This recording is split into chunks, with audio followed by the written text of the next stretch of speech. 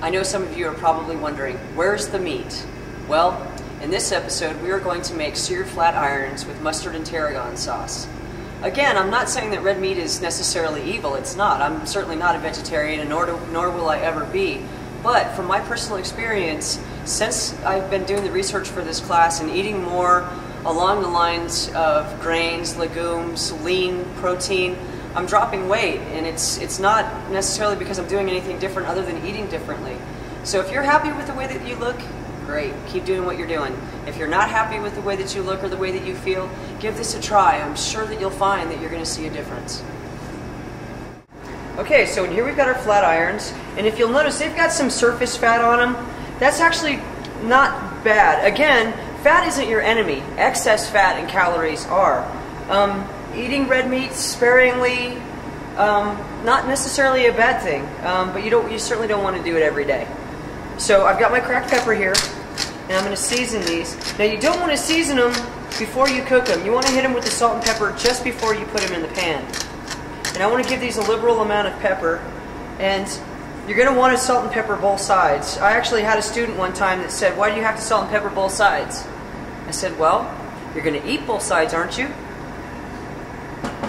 So from here, now you'll notice I have all my mise en place set up. All my ingredients are ready to go. That way, once I'm over here and I'm starting to season my meat and my pan is hot, I can just start cooking. I don't have to stop and go run and get something else. And eventually, what that leads to is you're going to burn something, or you're going to overcook something, or it's just be ready. That's part of the intention and the attention that you're giving to what you're putting into your mouth. I've got my cast iron skillet on a burner, and I've had it heating, so it's fairly hot. I'm going to drop the meat in to sear it. Now you can hear that sizzle. That's what you want to hear. You don't want to put your meat into a cold pan. You'll end up with your meat sticking. You'll have to use more oil than what you would normally use. And the advantage about cast iron is if you treat it correctly, this is just as good as Teflon. Not only that, but cast iron has an extra molecule, and it will give the molecule to whatever it is you cook in it. And now, because this is a darker skillet, you're going to get a darker sear on your meat, which is what you want. Again, when you sear the meat, you're not searing in the juices. That's a myth. What you're doing is you're caramelizing the surface proteins so it's got a good mouthfeel and aroma. So what I'm going to do is I'm going to sear my flat irons in the skillet, and I'm going to season the other side of them now. Again, season both sides unless you only plan on eating one side. And we'll hit it with our kosher salt. Now when you're cooking many pieces of a protein, say steak, say chicken, and you're doing it in a pan like this, you don't want to overload the pan. When you're deep frying in a pan, or pan frying, you don't want to overload the pan then either, because what happens is you bring down the surface temperature of your pan, or you bring down the temperature of the oil, and you actually end up kind of cold poaching them in oil. It's just not okay. You want to make sure that you get a nice, good sear on this. There we go. And I didn't have to use any oil in this whatsoever. So let those get a good sear, and we want to sear them to about medium rare. You want to stop just above medium rare, and the way that you tell is this. You push on it here, and push on your hand here. When you make a fist and you push here, this is well done. When you open your hand all the way and you push here, this is rare. So medium rare is going to be about a loose fist, and push it in the same spot. So that's telling me that that's about rare. This works on every kind of protein, on fish, on chicken, on beef, on pork, on lamb, anything. If it's protein, if it came from an animal, that trick works. Now what I'm going to do when these are done searing is I'm going to take them and I'm going to take them out of this pan, because this is where we're going to build our sauce. The meat is leaving little particles of itself in there. That's called fond. We're going to use that fond to build our sauce. Again, since we're not using a whole lot of fat, we need to take advantage of every single flavor that we have in there. And by using the fond, you will increase your flavor profile.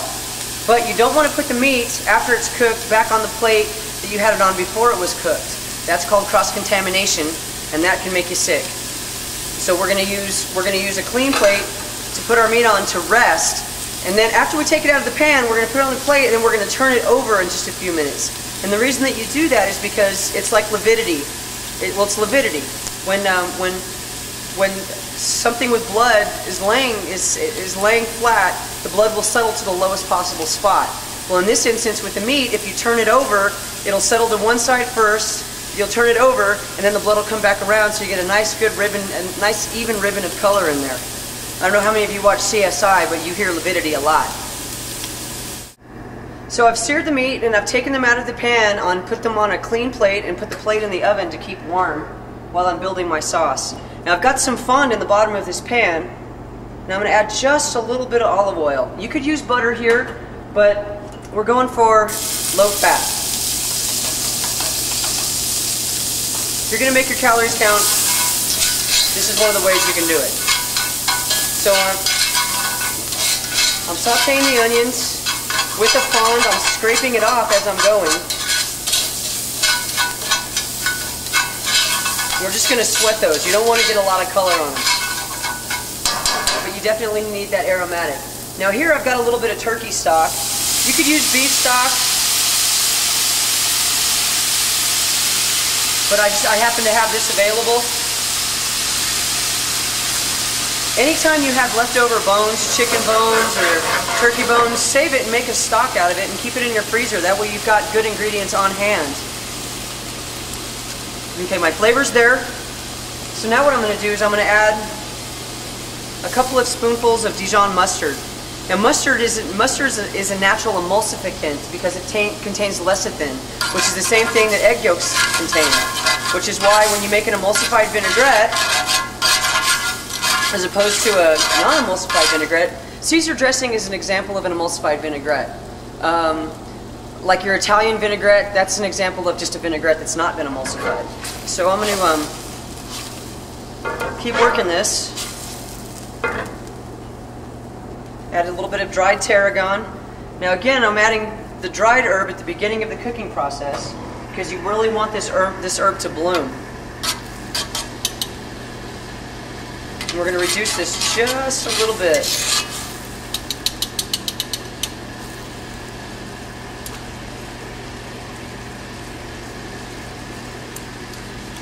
Our sauce is getting there. Let's salt it just a little bit, not too much because the Dijon mustard has salt in it. We're going to add just a little bit of pepper. Now this would be a very nice sauce to use if you're doing flat iron, say with mashed potatoes and grilled asparagus. This would go really well with the roasted vegetable salad we did in previous episodes. Now you see how my sauce is starting to coat the bottom of the pan? That's what you want, because that's what it's going to do to your plate and that's what it's going to do to your meat. So we're going to let this sit. I'm going to pull my steak out of the oven now.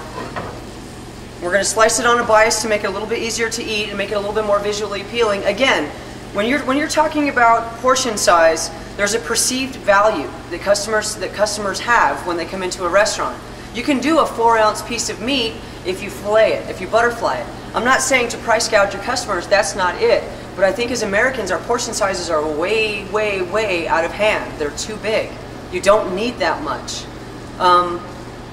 It's gotten to the point where we're seeing the long-term effects of us eating too big of portions, and that is too big waistlines. So I'm going to cut my flat iron at a sharp bias. Now what that means is it's at an angle. If you have a biased opinion, your opinion slants one way or the other. A biased cut slants one way or the other. Now you notice when I was searing the flat irons in the pan, I was using tongs to move my meat. You never want to use a fork. As soon as you poke the fork in that meat, you start to lose liquid. When you lose liquid, you lose flavor. So I've got this cut at a sharp bias, and now I'm going to take my sauce and I'm going to put it on the plate. When the sauce sticks to the spoon, it's called a nappe. So we have our sauce in a nappe stage now. Now I prefer to mirror the plate with the sauce rather than pour it over it. I think that your food should be visually appealing enough that you don't want to cover it up with sauce. We're going to take our meat